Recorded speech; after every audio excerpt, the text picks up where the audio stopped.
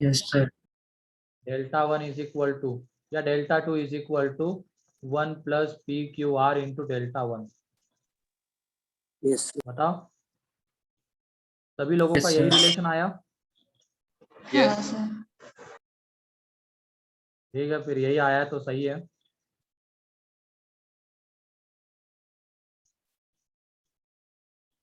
And और दूसरा कौन सा था?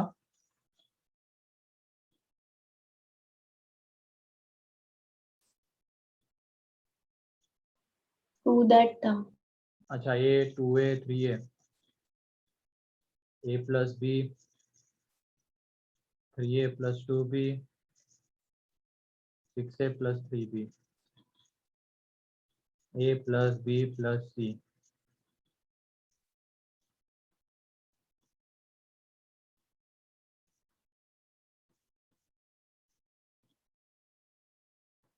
ठीक है, यही है वो डिटर्मिनेंट। सर, आपने वो सेकंड कॉलम में फर्स्ट एलिमेंट a+3 लिखा था। a प्लस 3 यहाँ पे नहीं सर, सेकंड कॉलम फर्स्ट। नहीं सर, यही था। नहीं सर, ये प्लस बी ही था। यही था ना? कहाँ गलती यही की? था सर। हाँ ठीक है, तो is equal to A cube prove करना था। ठीक है, तो कैसे किया इसको? ट्रांसफॉर्मेशन क्या करके? रो में ट्रांसफॉर्मेशन किया। कैसे किया बताओ? दो बार R2 में ट्रांसफॉर्मेशन। हाँ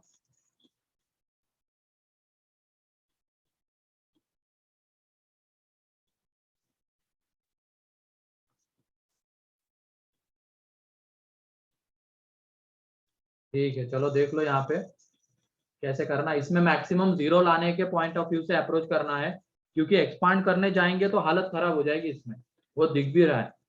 या तो फिर तुम इसमें ये कर सकते हो, डिटर्मिनेंट के सम के फॉर्म में लिख सकते हो, वो भी तुम इसमें कर सकते हो। ठीक है, तो कौन सा करना है? वो डिटर्मिनेंट के सम के फॉर्म वाला ज्यादा आसान है। ट्रांसफॉर्मेशन सम के फॉर्म में। डिटर्मिनेंट का जो सम है उसके फॉर्म में बहुत इजीली रिजल्ट मिल जाता है। तो ये देखो, इसके अबाउट अब हम दो डिटर्मिनेंट के सम के फॉर्म में लिखते हैं।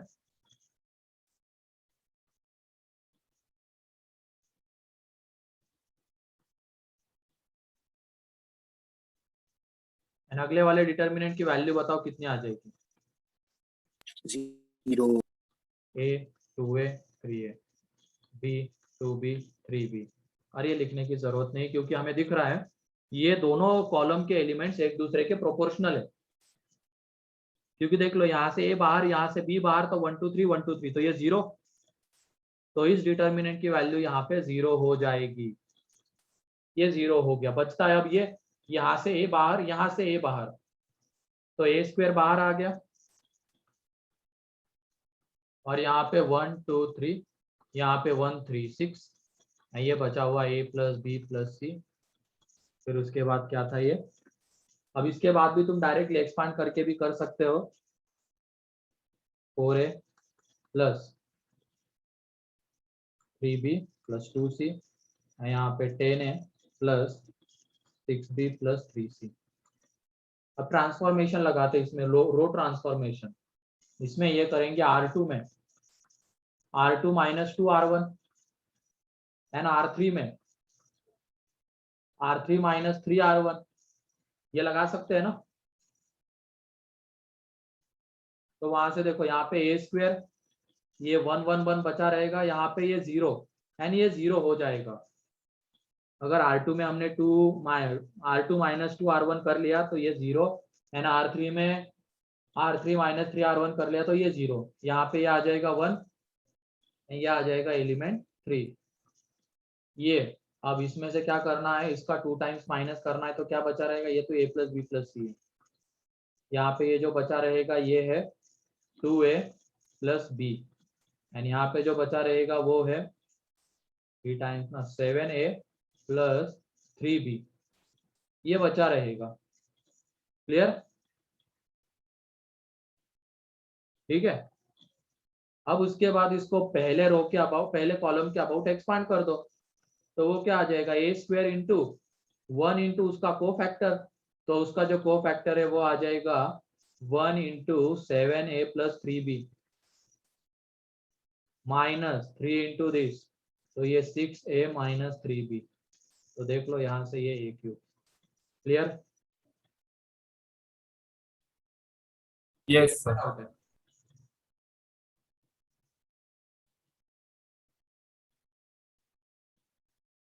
चलो लिख लो इसको।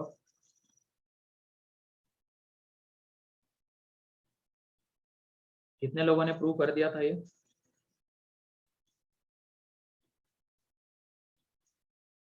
ये समर, तुम होमवर्क के चक्कर में एग्जाम मिस करते हो। होमवर्क किस लिए कर रहे हो तुम, ये बताओ पहली बार। और जो तुम होमवर्क कर रहे हो क्या सही डायरेक्शन में जा रहे हो क्या, ये पता है क्या तुम्हें?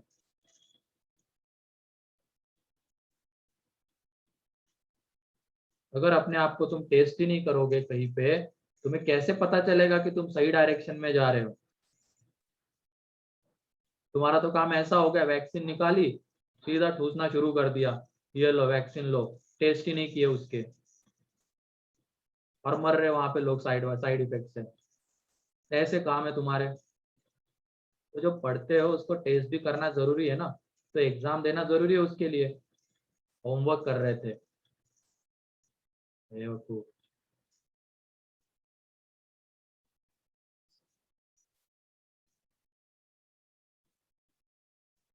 अच्छा नहीं हुआ क्या तुम्हारा देवेश?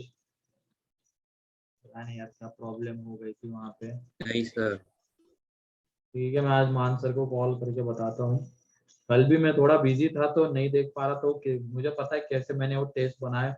वो टेस्ट बनाने में आधा 1 घंटा लग गया।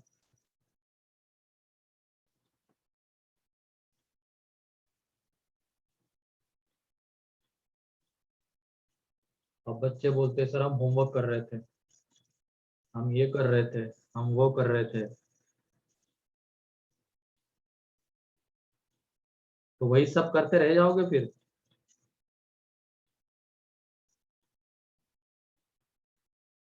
Sir next page. और तुमने क्यों नहीं दी शिवम? सर मैंने दी है सर।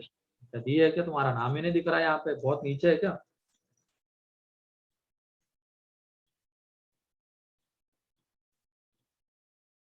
और इतना भी टफ नहीं था कि कुछ बच्चे निगेटिव में चले गए हैं। थोड़ा सा ध्यान दो, एडवांस का पेपर है तो टफ था, लेकिन इतना भी ज्यादा नहीं था।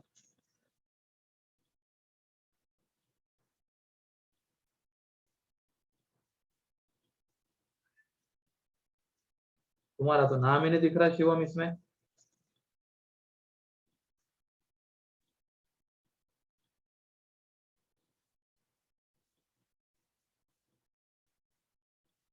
कहाँ पे तुम्हारा नाम?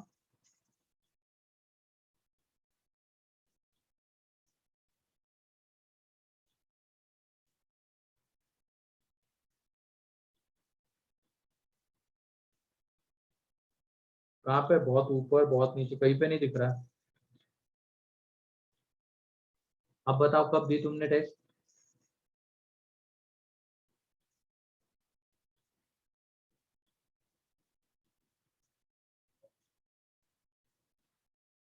तो कहा उस रिजल्ट में तो दिखना चाहिए था ना नाम।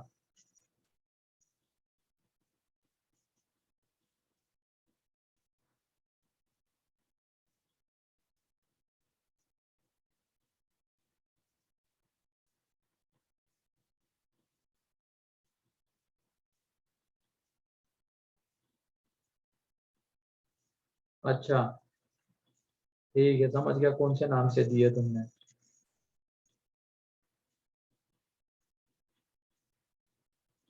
चलो ठीक है, ये जल्दी से लिख लो।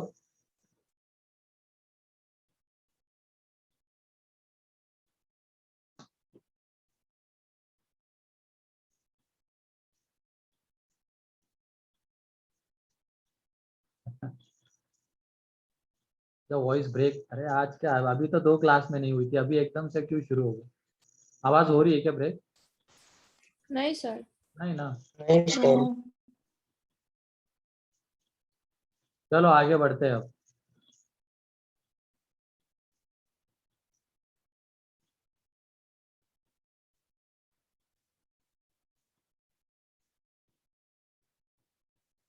Multiplication of determinants. Multiplication of determinants.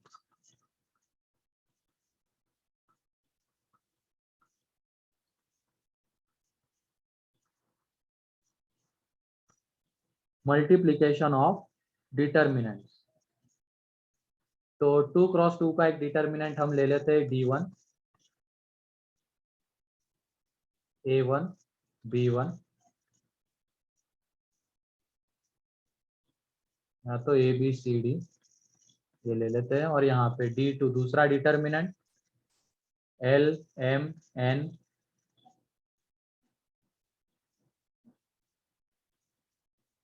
Element, तो L1 इसके टर्म्स में लो, A1 B1 कहाँ, अब वहाँ पे एलिमेंट हो लिखा है, A1 B1 A2 B2 L1 M1 L2 M2। ठीक है, तो इनको हमें मल्टीप्लाई करना है। जैसे हम मैट्रिक्स में देखते थे, मैट्रिक्स में कैसा मल्टीप्लिकेशन होता था, row to column. Row Row to to column. है ना। एंड वहां पे हमें ये भी देखना पड़ता था कि मल्टीप्लिकेशन पॉसिबल है या नहीं है, क्योंकि ऑर्डर अलग अलग मतलब अलग अलग हो सकते हैं। यहाँ पे ये स्क्वायर मैट्रिक्स थी, अगर इसकी मैट्रिक्स बनाते तो स्क्वायर मैट्रिक्स से आएगी, तो ये 2 क्रॉस 2 का, तो ये भी 2 क्रॉस 2 का होना चाहिए। इसमें भी वो है, ये नहीं कि 2 क्रॉस 2 एंड 3 क्रॉस 3 को मल्टीप्लाई कर सकते, नहीं, 2 क्रॉस 2 एंड 2 क्रॉस 2 का ही आपस में मल्टीप्लिकेशन होगा, 3 क्रॉस 3 एंड 3 क्रॉस 3 का ही होगा, मीन्स ऑर्डर सेम होनी चाहिए। ठीक है, ऑर्डर सेम होनी चाहिए वहां पे। लेकिन क्या था, एक के नंबर ऑफ कॉलम्स दूसरे के नंबर ऑफ रोज के इक्वल होने चाहिए, वो भी पहले वाले के नंबर ऑफ कॉलम्स दूसरे वाले के रो के इक्वल, तब जाके वो प्रोडक्ट पॉसिबल था। यहाँ पे ऑर्डर सेम होगी तो पॉसिबल हो जाएगा। अब मल्टीप्लिकेशन इसमें चारों तरीके से होता है, रो टू कॉलम भी होता है, रो टू रो भी होता है, कॉलम टू रो भी होता है, एंड कॉलम टू कॉलम भी होता है। ठीक है, तो ये लिख लेना, हियर multiplication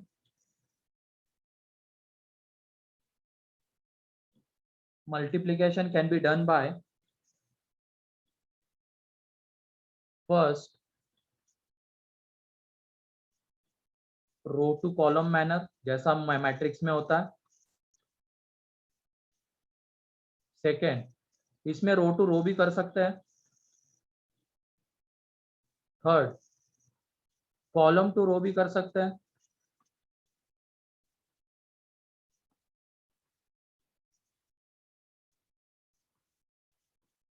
फिर रो टू कॉलम भी कर सकते हैं, वो तो हो गया, column to column, column to column भी कर सकते हैं। ठीक है,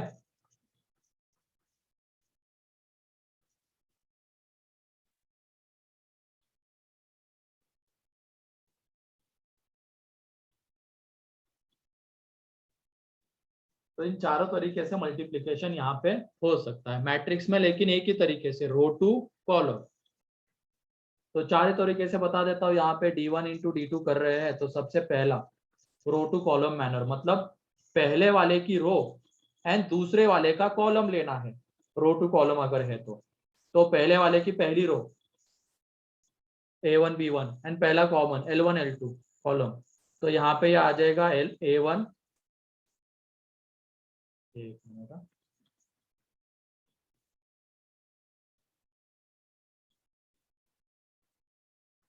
यहाँ पे आ जाएगा A1 L1 plus B1 L2।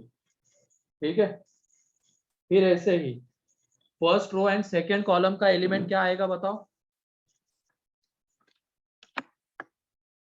A1 M1 plus B1 M2. A1 M1 M1, A1 M1 plus plus B1 M2. B1 M2, यहाँ का आ जाएगा A2 L1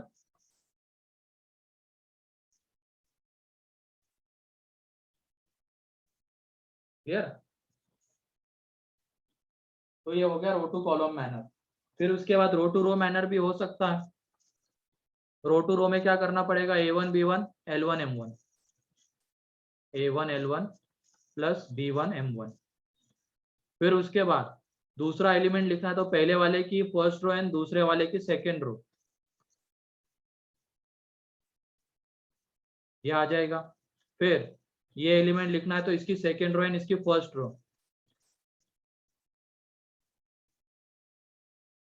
यहाँ पे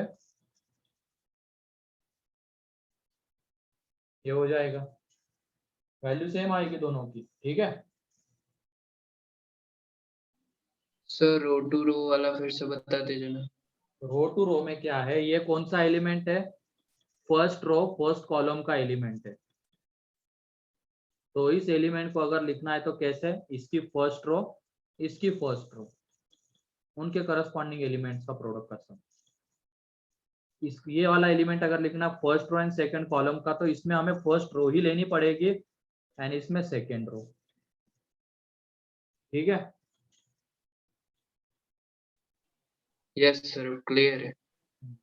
और ऐसे ही column to row and column to column multiplication होता है जनरली, लेकिन यूज करते हैं रो टू कॉलम, क्योंकि मैट्रिक्स में भी वैसे ही होता है, इसलिए बाकी तीनों से भी यहाँ पे रिजल्ट आ सकता है, ये ध्यान में रखना।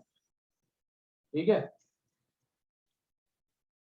एंड मान लो ये हमें गिवन है, तो यहाँ से ये कौन से दो डिटर्मिनेंट्स का प्रोडक्ट होगा, ये हम डिटरमाइन कर सकते हैं क्या? यस एलिमेंट्स को ऑब्जर्व करना होता है। हाँ A1 B1 A1 B1 मतलब एक ऐसा डिटर्मिनेंट होगा जिसकी एक रो A1 B1 होगी, पहली रो, एंड जो दूसरा डिटर्मिनेंट होगा उसका पहला common L1 L2 column and दूसरा कॉलम M1 M2 ये होगा। और ऐसे फिर दो पहले वाले की दूसरी रो A2 B2। तो इस तरीके से दो डिटर्मिनेंट के प्रोडक्ट के फॉर्म में भी हम इसको सेपरेट करके लिख सकते हैं, बस एलिमेंट्स ऑब्जर्व करने होते हैं।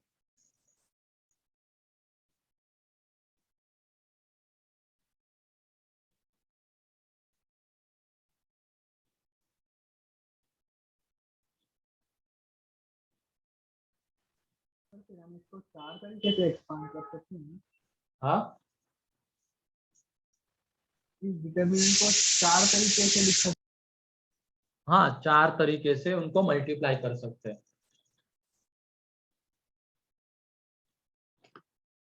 चलो ठीक है, अब क्वेश्चन के ऊपर आ जाते हैं। सर सबका आंसर एक ही आएगा? हाँ सबका आंसर एक ही आएगा।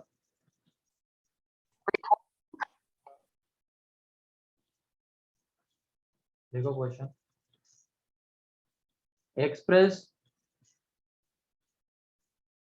express the following determinant,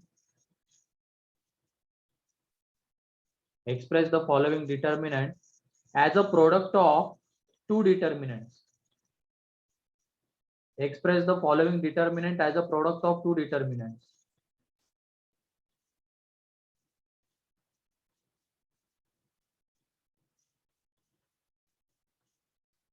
sir हाँ सर इसमें D1 D2 और D2 D1 एक ही रहते हैं क्या? क्या, सर इसमें D1 into D2 is equal to D2 into D1 होगा ना? हाँ हाँ सेम होगा, क्योंकि ये नंबर से है, ये एक नंबर है, ये भी एक वैल्यू आती है, नंबर है। तो तुम D1 इंटू D2 लिखो या D2 इंटू D1 लिखो, सेम ही रहता है।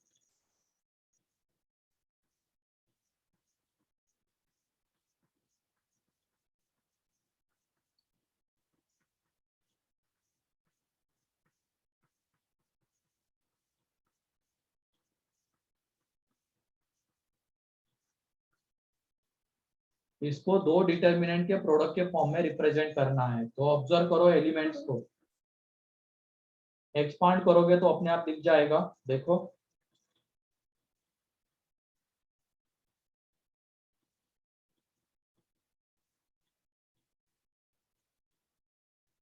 सर वो सेकंड रो का थर्ड एलिमेंट सी वाई स्क्वायर है क्या? हाँ सर वो सेकंड रो का थर्ड एलिमेंट हाँ सी वाई स्क्वायर है क्या? वो सी एक्स TY है।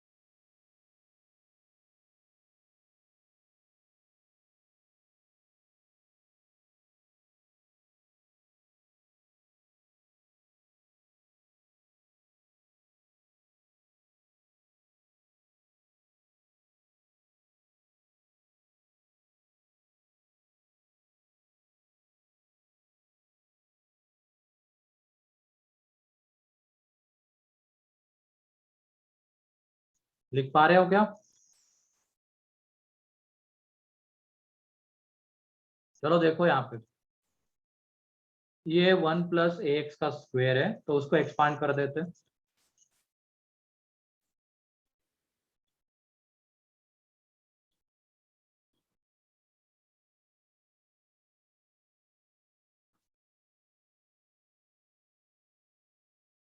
सही है। फिर यहाँ पे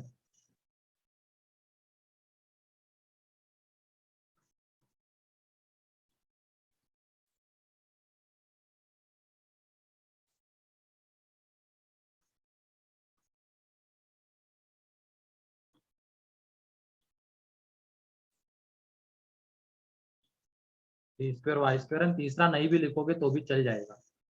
अब पहले वाले रो को ऑब्जर्व करो। पहले वाले रो को जब ऑब्जर्व करते हैं तो तीनों एलिमेंट्स में क्या हमें 1 x x square, 1 x x square, 1 x x square ये दिख रहा है क्या? हाँ सर। तो इसका मतलब एक डिटर्मिनेंट होगा जिसमें वो रो 1 x x स्क्वायर आ रही होगी, बोलो। एंड बाकी जो बचा हुआ है 1 2a square, 1 2b b square, 1 2c c square, तो ये दूसरे डिटर्मिनेंट्स के कॉलम होंगे।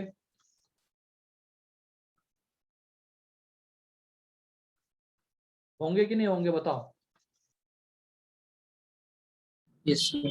अब ऐसे ही अगर हमें सेकेंड रो के एलिमेंट चाहिए तो उसमें 1y square, 1y square, 1y square दिख रहा है, मीन्स यहाँ पे इसकी जो रो होगी 1y स्क्वायर।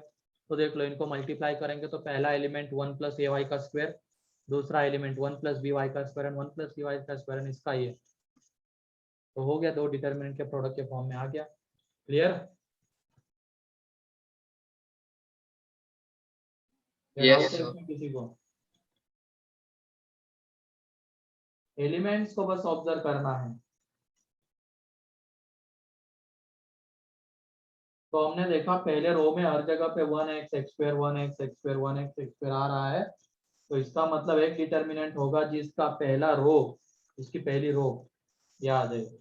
हाँ ले सकते हैं, 1 2 x x स्क्वायर भी ले सकते हैं, कोई दिक्कत नहीं।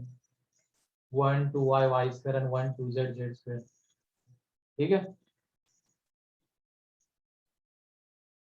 लेकिन को क्या चीज ऑब्जर्व करनी है वो क्लियर हो गया क्या? जब दो डिटर्मिनेंट के प्रोडक्ट के फॉर्म में लिखना है तो Yes, sir.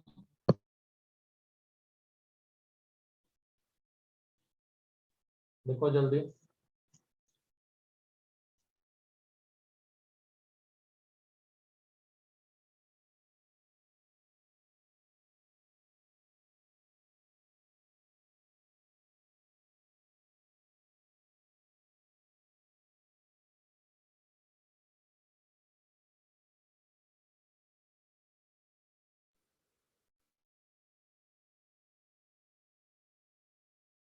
जिनका हो Done, गया sir. उनके लिए find the value.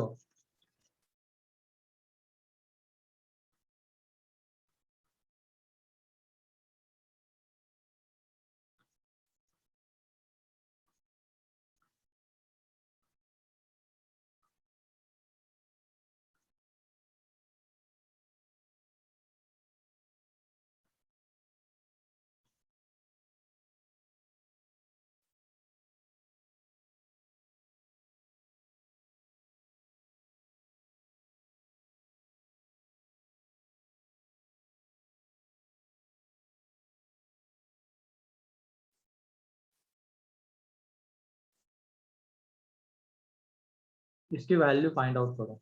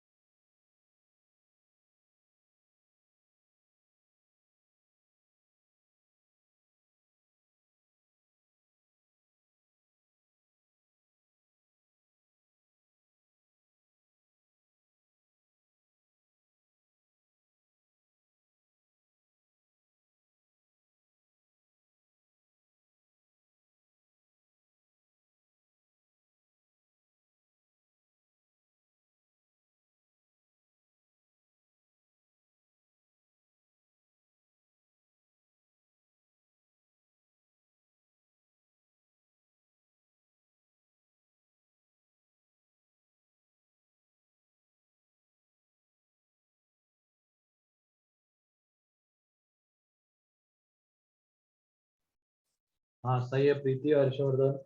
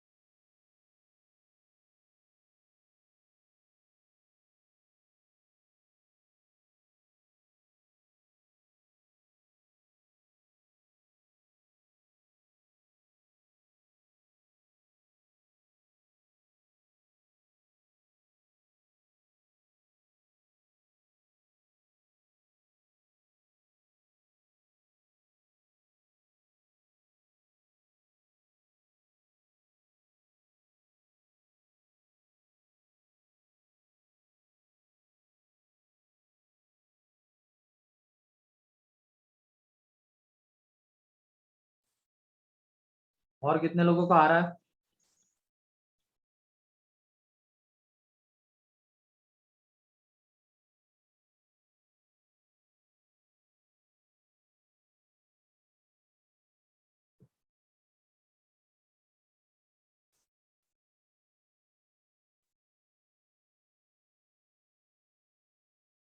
Zero answer है इसका।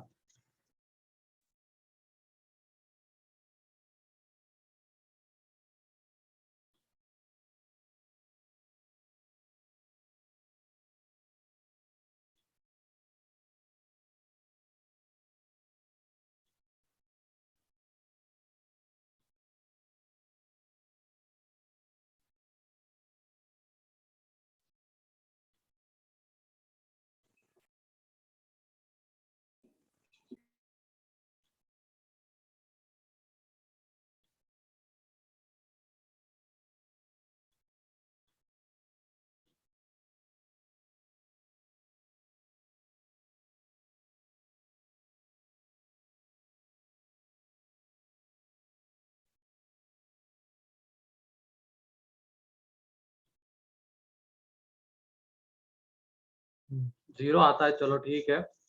कैसे आता है वो देख लो, इसमें बस पहले वाले रो को एक्सपांड करके लिखो।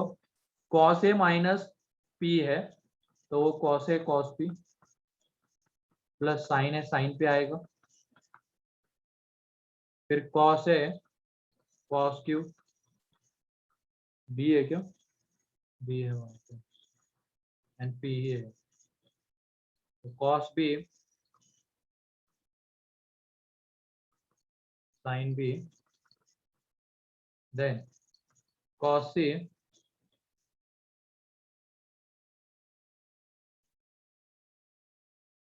ठीक है।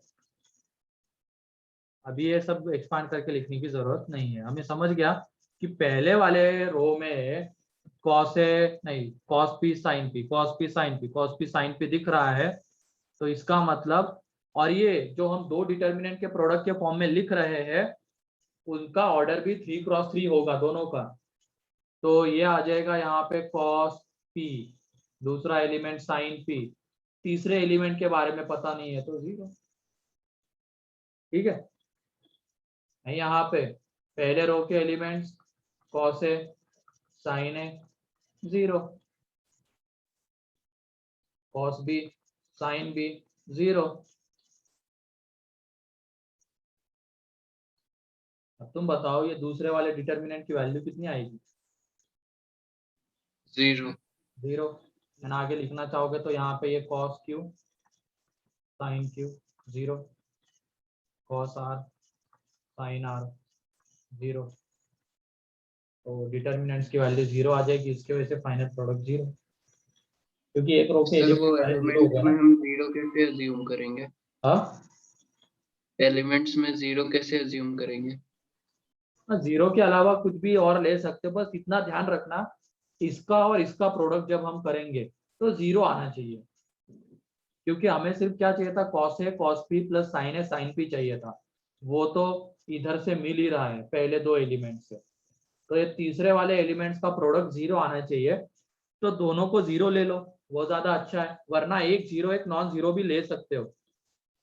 ठीक है, मान लो इसको नॉन जीरो लेना है तो ले लो, 1 2 3 कुछ भी ले लो इसकी जगह पे, यहाँ पे जीरो जीरो रख दो। 0 आ जाएगा। ठीक है, क्लियर है सर।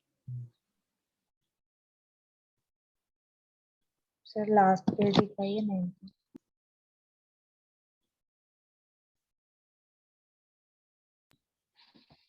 सर वो cos है आपने cos ए थीटा लिख प्लस लिया sin थीटा। तो वो क्या हो गया? cos से cos ठीक है, मैंने ट्रांसपोज ले लिया पहले उसका। ओके, ये डी है तो मैंने डी ट्रांसपोज लेके किया। अब क्लियर? अब तो कोई दिक्कत नहीं है।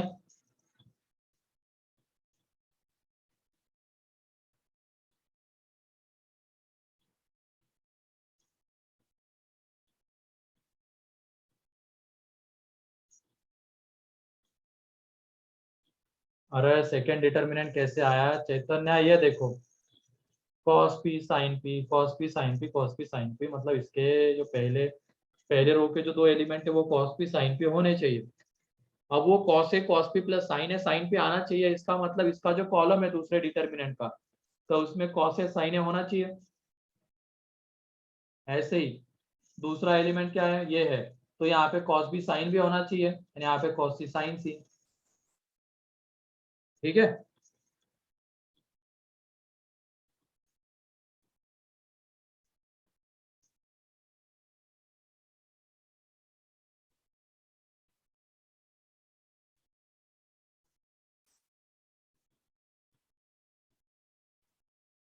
अरे बेटा हमें ये सिर्फ चाहिए, ये चाहिए सिर्फ।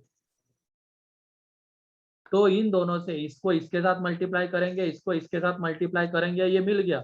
अब यहाँ पे लेकिन ये 3x3 की मैट्रिक्स है, डिटर्मिनेंट है, तो जो ये एलिमेंट है इसका प्रोडक्ट है, ये दोनों का प्रोडक्ट कितना आना चाहिए? 0 आना जरूरी है, तो इसलिए ये लिया है।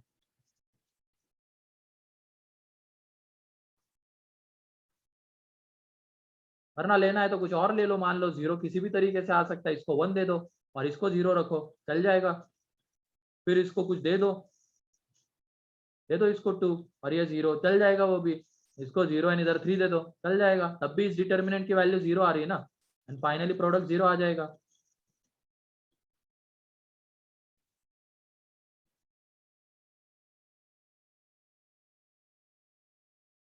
समझे? अब 0 क्यों दिया है वहां पे? सर वो 2x2 का नहीं है, 3x3 का है।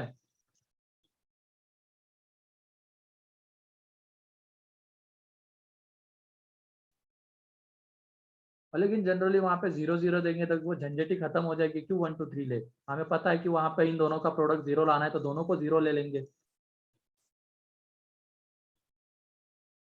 ऐसा बोला गया है कि इसमें कोई एलिमेंट नॉन जीरो, मतलब 0 नहीं हो सकता है, नहीं हो सकता है, तो ले लेंगे 0 0।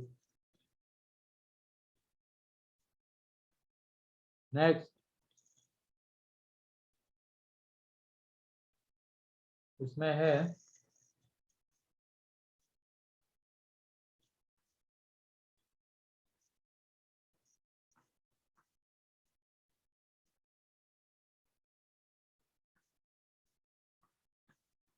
is equal to R and A not equal to P,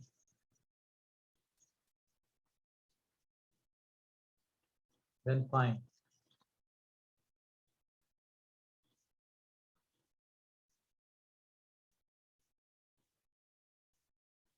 थोड़ा सोच समझ के इसको अप्रोच करना, जो हमें चाहिए उसके अकॉर्डिंगली ट्रांसफॉर्मेशन लगाओ।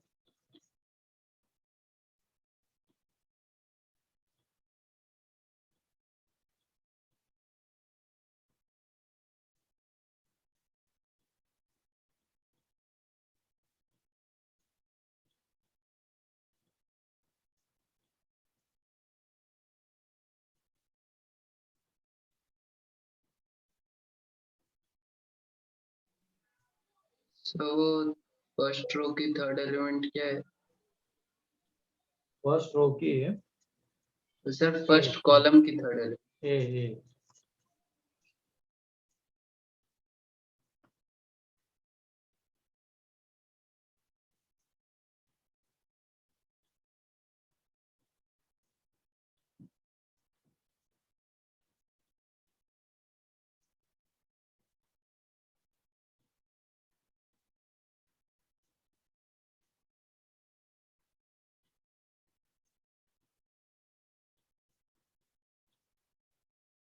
थोड़ा दिमाग लगाओ और आंसर बताओ जो हमें चाहिए। डायरेक्टली एक्सपांड करने मत जाओ, हालत खराब हो जाएगी वो लाते लाते। तो P upon P minus A, Q upon Q minus B, उधर ही ट्रांसफॉर्मेशन लगा के वो लाया जा सकता है।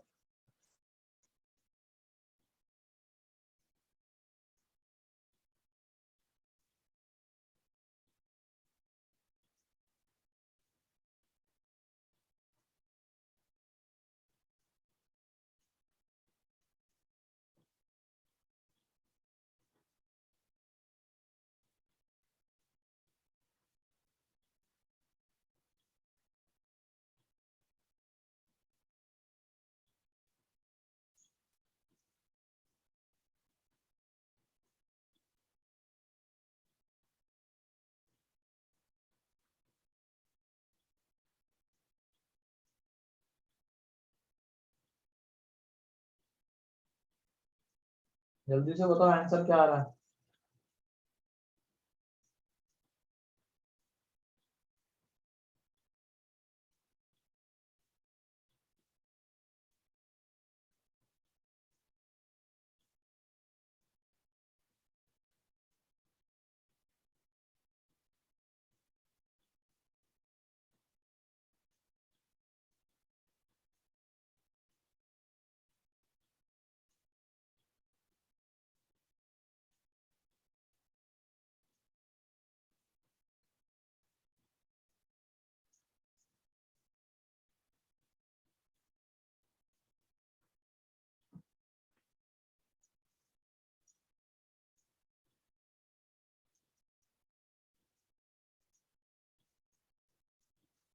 टू आंसर आता है, to.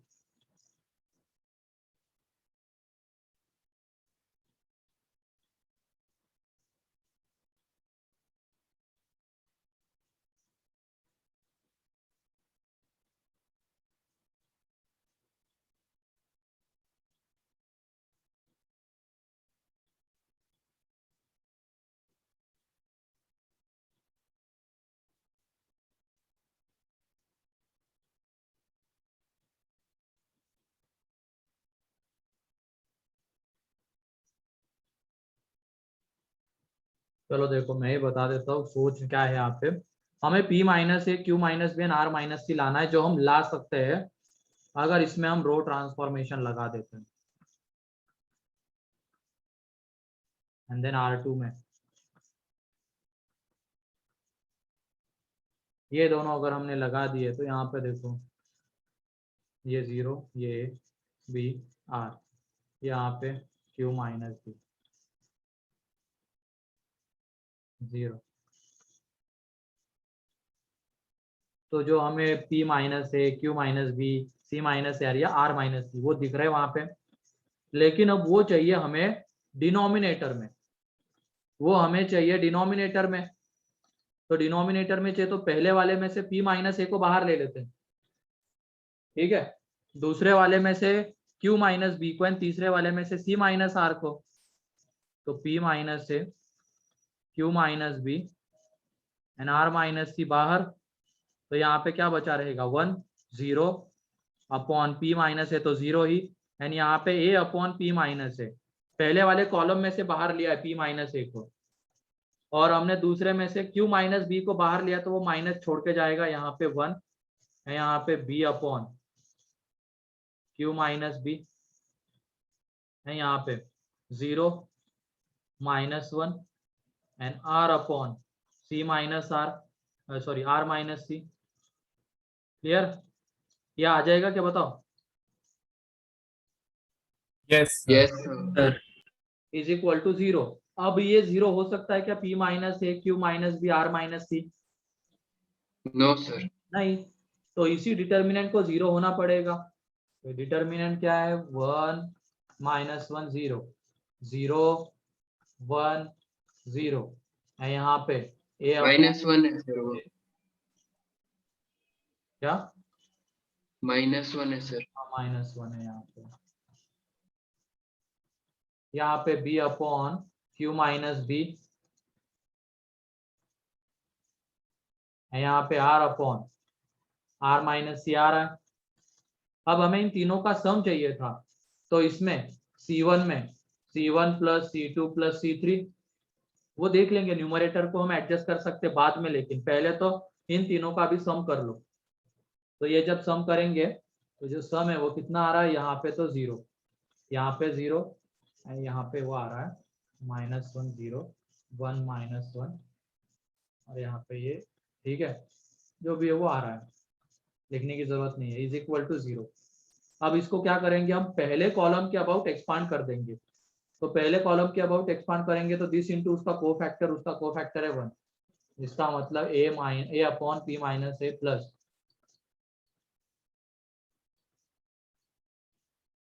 Into 1 is equal to 0।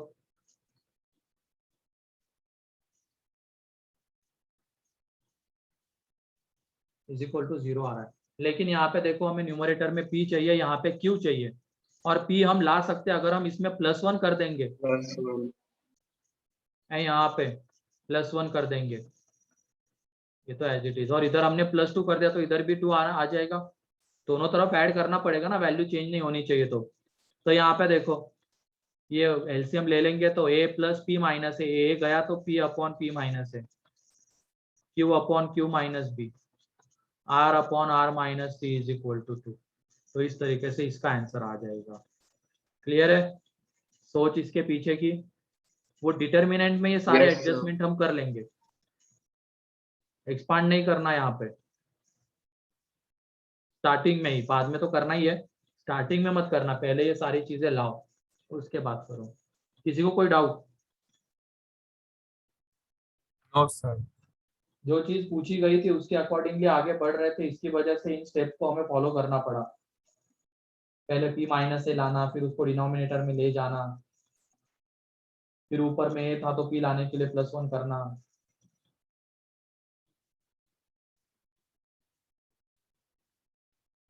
ये पेज बाकी है क्या किसी का लिखना? नाइस। Yes sir. देखो फिर जल्दी।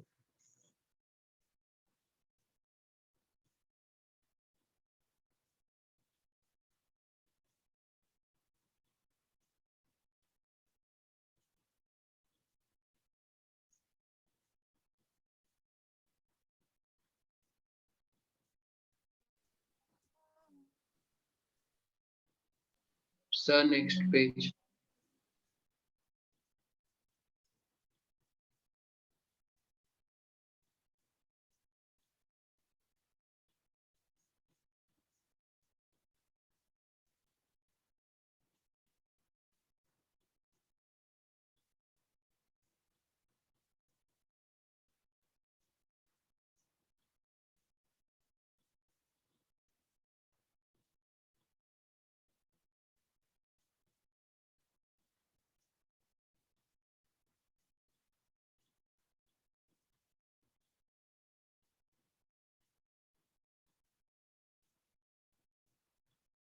हो गया? Yes, sir. बाकी लोग भी जल्दी लिखो।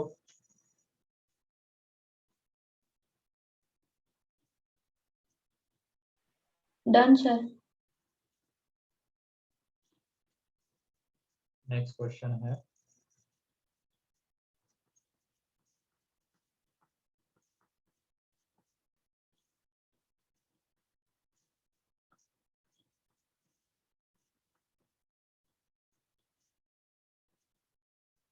यहाँ पे 3,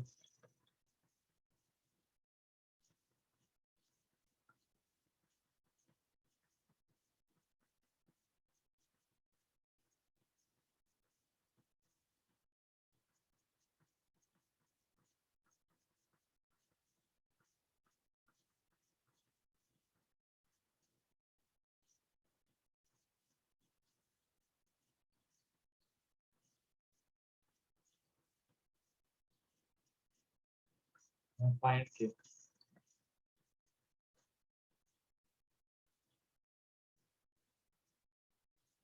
गामा कहाँ से होगा? यहाँ पे अल्फा माइनस बीटा है।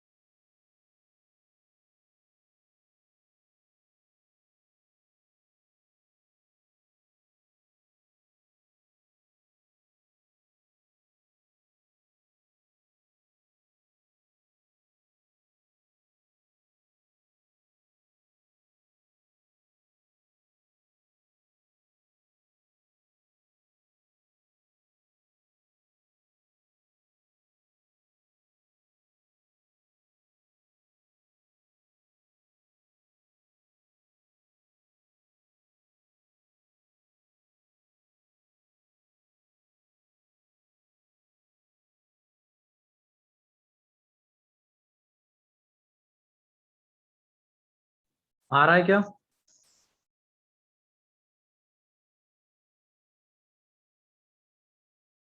ये डिटर्मिनेंट का लास्ट क्वेश्चन, मतलब लास्ट ही चल रहा है एक तरीके से, मान लो एक दो क्वेश्चन और होंगे, फिर उसके बाद अगेन हम मैट्रिक्स में आ जाएंगे।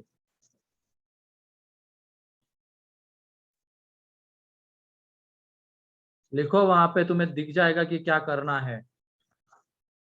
ये 3 1 प्लस अल्फा प्लस बीटा,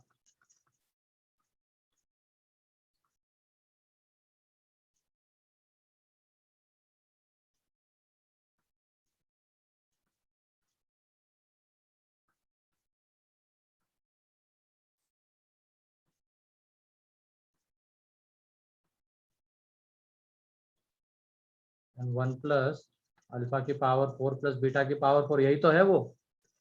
तो इसको देखो, दो डिटर्मिनेंट के सम के फॉर्म में हम लिख सकते हैं। कैसे लिख सकते हैं? तो इस 3 को हम 1 प्लस 1 प्लस 1 ऐसे लिख सकते हैं। अब ये देखो, पहले वाले रो में 1 1 1 1 अल्फा इंटू 1 का 1 बीटा इंटू 1 का 1, तो 1 1 1 1 alpha square into 1 beta square into 1, तो 1 1 1 है। मतलब एक डिटर्मिनेंट ऐसा होगा जिसकी फर्स्ट रो 1 1 1 आएगी, फिर दूसरा डिटर्मिनेंट जिसका फर्स्ट कॉलम 1 1 1। तो देख लो, मल्टीप्लीकेशन होके हमें ये पहला एलिमेंट मिलेगा। यहाँ पे 1 अल्फा बीटा, देख लो इनका मल्टीप्लीकेशन होके ये एलिमेंट, यानी यहाँ पे 1 अल्फा स्क्वायर बीटा स्क्वायर, इनका मल्टीप्लीकेशन होके ये एलिमेंट। सेम, अब ये पहले रो का काम हो गया। दूसरे रो के लिए अब हमें यहाँ पे 1 अल्फा बीटा लेना पड़ेगा। तो देख लो 1 1 अल्फा इंटू 1 बीटा इंटू 1, तीनों का सम ये एलिमेंट मिल रहा है। फिर ऐसे अगला और इससे और बाद वाला मिलेगा, यानी यहाँ पे ये एलिमेंट ये हो जाएगा। तो इस तरीके से हमें ये जो डिटर्मिनेंट है पूरा दो डिटर्मिनेंट के प्रोडक्ट के फॉर्म में मिल जाएगा। ठीक है, और इन दोनों की वैल्यू सेम है। कोई बता सकता है कि कैसे?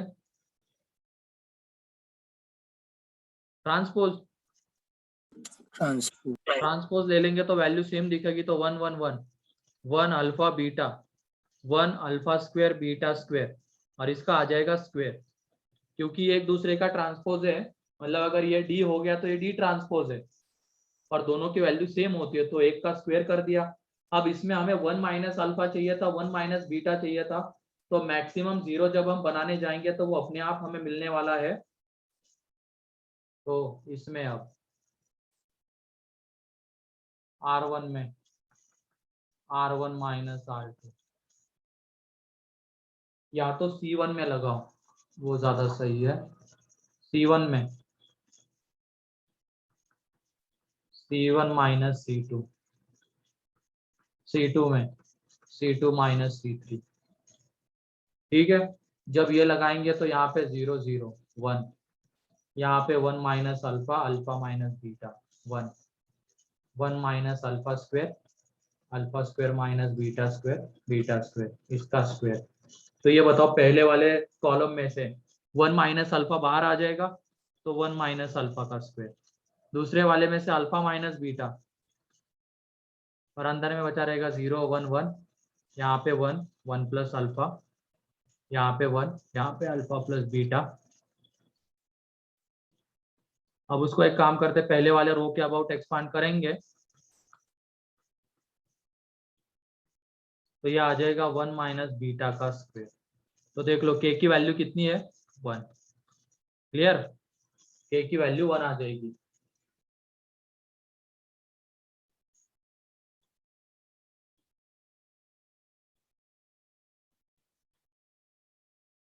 वैसे भी डायरेक्टली भी जा सकते हो, बस ये ध्यान रखना हमें के चाहिए था, तो हम अल्फा की जगह पे 2, बीटा की जगह पे 0 ले लेंगे। तो यहाँ पे बीटा हमें नॉन जीरो, हाँ नॉन जीरो है। नॉन जीरो है क्या वो? फिर बीटा की जगह पे 3 ले लो। ठीक है, बीटा की जगह पे 3, अल्फा की जगह पे 2 एंड बीटा की जगह पे 3 या -1, जो भी तुम चाहो।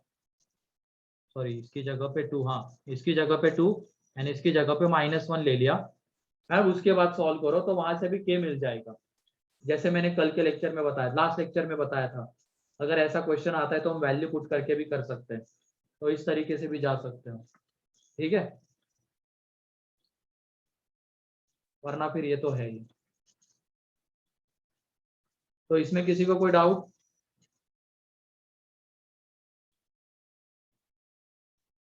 No, sir.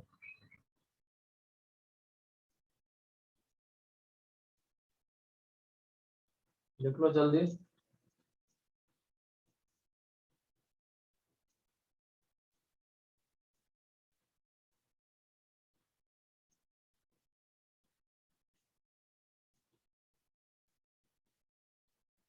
So next page लीजिए।